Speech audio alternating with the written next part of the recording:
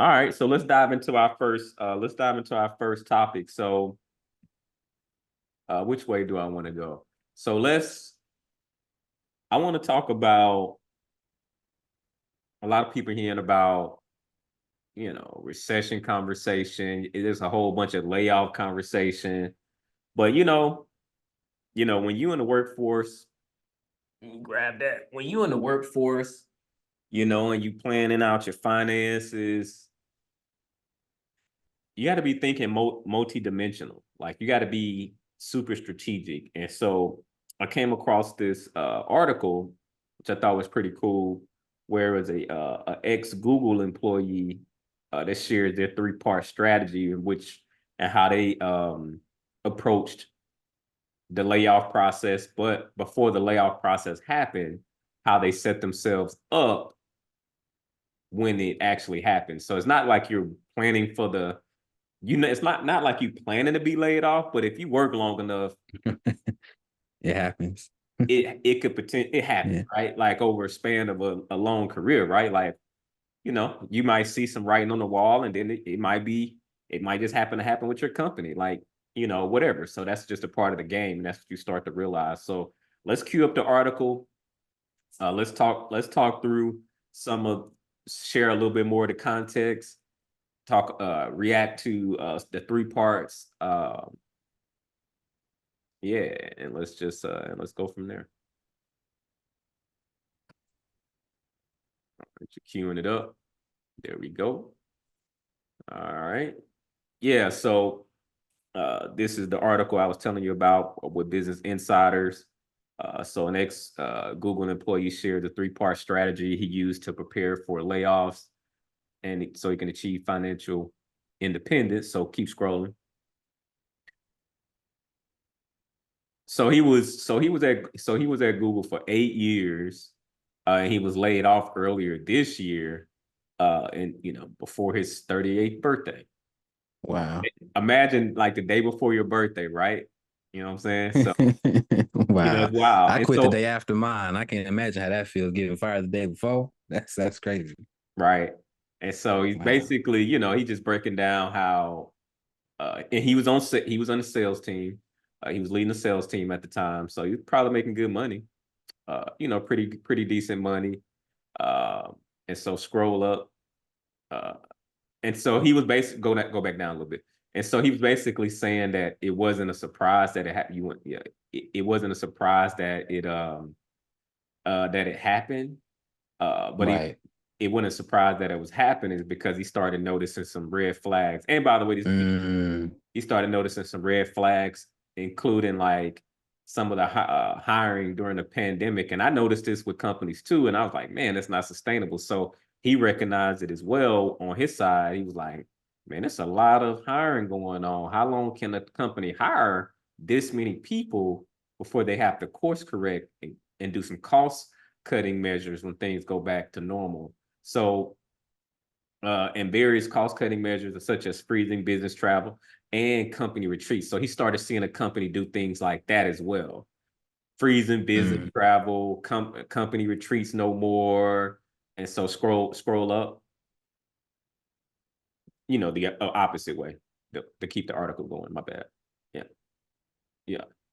And so he was thinking about, the in the back of his head, he was thinking about like the economy. And it sounds like he was pretty savvy a little bit, at least has some type of intuition to where he knows that the economy has cycles, and so you always have to need to have some preparation if layoffs start to happen. And so like he was forward thinking, and so you know, so for years he had been planning, just taking care of his business on the financial side.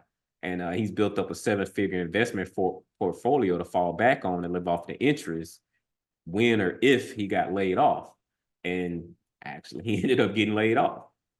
Business Insider viewed and a copy of his Google employment verification letter confirming that he was laid off, but then also some his brokerage accounts as well. And so the former Google employee spent his newfound time teaching part time at a university, and he building up his YouTube channel. You know what I'm saying? So hey, he hustling, man. And so keep going, keep going. The reason that I wanted, yeah, so right, go back up before we hit the 3 points right there. So basically, I wanted to call this out, and because the reason I wanted to share this article with the audience is because we got some folks that might be in their mid 20s all the way up to their 40s, but like look at the type of planning, and you got to be thinking from a long term and be patient. But like he basically said, he says he focused on three things throughout his 20s and 30s to grow his investment portfolio and achieve financial independence. All right, let's get to number one. Boom. The first one, active income. Increase your salary by moving up or out. Naturally, moving up is the approach of he about tripled his salary at Google and worked his way up to making six figures. So he didn't start at six figures. The way he approached his career, he finally started making it at a company like Google. He said it was kind of like he worked his way from an account manager to head of small business sales. To him, he was like, Google is like going to the NFL or the NBA, which he's right. It's the best place to be. So you've got to make the most out of it. So he maxed out his salary, like he kept increasing his salary by getting promoted and working his way up. Scroll down, in which I agree.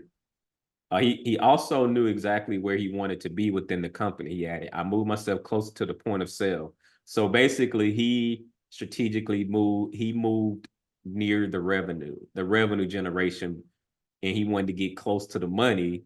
Which, when you get close to the money and you have influence on a company generating money and revenue, that allows you to, as a byproduct, to get commissions and bonuses tied to your performance. And so companies usually reward that. And so we have a partnership with Level Careers that if you're interested in sales, it's ironically, this gentleman happen to be in sales, but if you're interested in tech sales, you absolutely should go check out Level Careers. You'll see it posted in the description. You get a discount if you put Ken in the coupon code. Go check him out. If it resonates, absolutely sign up. If it doesn't, go find another resource to sign up with. But tech sales is definitely a direction that you can go, and you don't necessarily need a degree. So we're talking about opportunities where you can make great money for yourself, double, triple your income. That way you can unlock the things that are important to you in life. It might be for you, it might not. I know the CEO over there, great folks over there, and so I personally know them, and they talk the talk and walk the walk. All right, so let's get back to the article. Let's keep going. All right. So right there. So now let's talk about his move out approach. So he also regularly applied for roles to set up interviews. This is another important thing too. So as he was working up the ranks of the company, he also was testing the market to see, he was always testing the market just to see from a value perspective, what other companies will offer, if there is other opportunities for better roles to go upward or closer to sales. So that's another way you can boost your income. Also, the next way to boost your active income is to pick up a part-time job, extra hours, or start a side hustle. Find ways to be overemployed, encourages Shao, who started teaching digital marketing part-time at a university. In 2022, diversifying your revenue stream is another way to get ahead of layoffs. If one income stream falls through, you'll always have at least one more to fall back on. Wise words. Keep going. So that's what he mean by move up, move out. 2, passive income. Invest early and regularly. I agree. So you and I, we were talking about this earlier, I think this week. Well, actually, we was talking about on our last show. So essentially, took him years to understand the concept of long-term investing, but once he learned how compound interest works, invest early and regularly in a huge portion of his income. So if you remember last week, we was talking about, hey, make more money, whatever that ends up being, however you need to generate that money, but you need to also strategically be investing the entire time.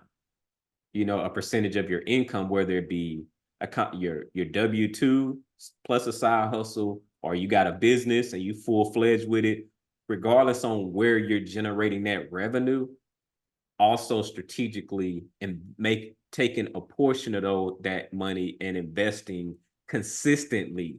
And so this is what he's talking about. So he says he saved and invested about 50% of his take-home pay in low-cost index funds. His discipline and consistency paid off. Now I can live off my investments by applying the 4% rule, where I can withdraw amount of my initial investments, and that gives me enough to cover my expenses. Hence, financial independence. Keep scrolling. You can keep scrolling. You just talking about saving. Okay, keep going. Number 3, live below your means. Use technology to serve your finances, not sabotage. Child wouldn't be in a position to invest if he didn't live below his means in the first place. If his income ever increased, his lifestyle didn't, he said. Every promotion and pay raise that I got went straight into the low-cost index funds. That's a smart, wise person. Having worked in tech for years, he's seen how technology can be both helpful and detrimental to your personal finances. Budgeting apps will track your spending, and robo-investors will invest your money automatically, but food delivery apps and ride-share services make it easier than ever to spend money. Plus, social media is always encouraging you to upgrade the newest gadget or keep up with the latest fashion or trends. Keep scrolling. Having worked with brands throughout his career, he learned that the marketing team's main job is to constantly market us to level up. He said, think of things like all the different iPhones, keep upgrading your BMW. They're literally leveling the number up and telling you that you need to catch up. So that's Shao, just a picture of him. And so one of the things that he did was to save money, leveraging technology to save money is, and I've seen this be true too, is saving money through airfare by using Google Flights. If you've never tried that, check it out. You can save money that way. I've used it when we've looked at flights first taking trips too. So no, that's definitely a real thing. He uses ride share and food delivery apps, but he turns off the notifications so he's less tempted. Yeah, that's real good. So you're not tempted to use it and it impacts your budget. He also doesn't keep social media apps on his phone and instead uses the web browser version whenever he wants to log on. That's pretty smart. Technology should serve your finances, not sabotage it, he said. That may be easier said than done, but ultimately how you choose to use it is up to you. So I thought that was I just thought that was a pretty cool article. You can unshare. I thought and turn off yours. But I thought that was a really good article to share. Based on you hearing the article, just your thoughts from your perspective. I gave my commentary along the way, so wanted to hear your perspective. Man, I think that it it was definitely I like so a lot of stuff he was talking about investing. It's kind of the same stuff we preach talking about, doing the investing early and often. I think that's always a good rule of thumb. And I just think it's interesting the concept of always staying ready so you don't have to get ready when it comes to your career because you never know when you'll have to make a change. I think that's always constant. Whether you're a single person Yeah. and you have your most flexibility, your most mobility, you can just change states, do whatever at the drop of a hat. Or if you're in a family, who knows? What if your partner has an opportunity that takes you somewhere else? What if your kid or children, who knows? What if they have to go to a certain school that is not offered in your city? You have to move somewhere else. And so, or just you yourself, what if you have an opportunity that requires you to go to school or requires you to receive training or just move to a different office? I mean, I've seen it in my job where I've had a manager had to move to a different location because of their partner. And so you never know what life is going to throw at you. So you always need to be ready. You always need to be reviewing your resume. And like the guy in the article was saying, just checking his worth, seeing what he's worth on the marketplace. I mean, we like I said, we see it in sports. People always test and see like, what are these other teams going to offer me? And so I always say, you know, it's kind of interesting with this article where we always talk about like layoffs and think about like industry wide, but I always think about how it doesn't have to be a recession for you to get laid off. You don't have there doesn't have to be bad times for you to be laid Right. off. It could be a boom, and if your manager is pissed off at you and you do the right things, you'll get laid off just like it was a recession. And so I say always, always be doing temperature checks. I mean, tell me, what do you think? Like, how can someone, how can someone be doing temperature checks to make sure that they're good? Just because the economy is good, like how can they prevent that? Like, that's what I'm wondering. Like, as a young person, how can I? Because, like I say, even though I felt like I had good relationships, even I was still anxious. Like, dang, I'm about to resign. They about to trip, but I didn't. So how can I have been felt more comfortable in that situation? One is control of controllables. And the thing that you do have control over is managing up, we call it, where Mm, being intentional with your one-on-ones with your manager, where y'all have a ongoing sync where y'all talk about and it might be once a month where that particular call is set up to do post checks of like, hey, how am I trending? Am I trending towards high reward, high performance rewards, or I'm slacking, I'm falling off, like, and that way you're doing little temperature checks there. And maybe your other one-on-ones for the month is just really probably more the tactical, like these are some of the things I'm working on, like, and working on the more tactical, but like part separating one of your one-on-ones to talk about the wins, the areas of opportunities, how you're tracking, and how is this aligned with where you said you wanted to go. Naturally, you don't want to have that conversation every single week because at that point, you might be slightly being overly aggressive with like, bro, you talking about promo? right. Like, we need to talk about getting these deals done. Like, and so, Yeah. but you don't want to like let it fall to the wayside of like getting that feedback because you do have to get in alignment with your manager because they're the ones that at the end of the day have to advocate for you, but then also having relationships with like the VP or that skip manager and having your brag book and allowing them to see, the great work and progress that you're doing as well. So a lot of people say, well, my work should speak for itself. Uh, Actually, you need to tell your story around the work that you're doing because a lot of times people are caught up in what they do. They not necessarily caught up in what you're doing. You know what I'm saying? So like it's on you to tell your story on like, hey, look, this is what I'm doing. I'm closing these deals. If we're talking, sales, but or whatever the line of work you're in, you got to always be talking about the impacts that you're leaving on the company. uh that's a good way for you to just understand where you're going, how you're trending and just your job. Now, does that equate to you being recession proof or layoff proof? No. But it is something that you would do to put yourself in a category to be excelling at your job. And that way you can course correct if you do happen to have that month where you get the feedback where it's like, you can probably step it up in this one or two areas versus waiting. You could have stepped it up and could have course corrected along the way versus waiting till you got an annual review and then now you feel blindsided, because you didn't get the feedback, but then also you even ask for feedback? So like sometimes people like to get mad at Right. the manager because they felt like they got ambushed or they didn't, but you got to ask yourself, was I doing the post checks of like, hey, this is what I have going on, and you asking the question, controlling your career and saying, hey, how am I trending? Like like, how am I trending right now from your perspective? Is there something I can do? What do you see that I'm doing well? What do you see that I need to improve upon?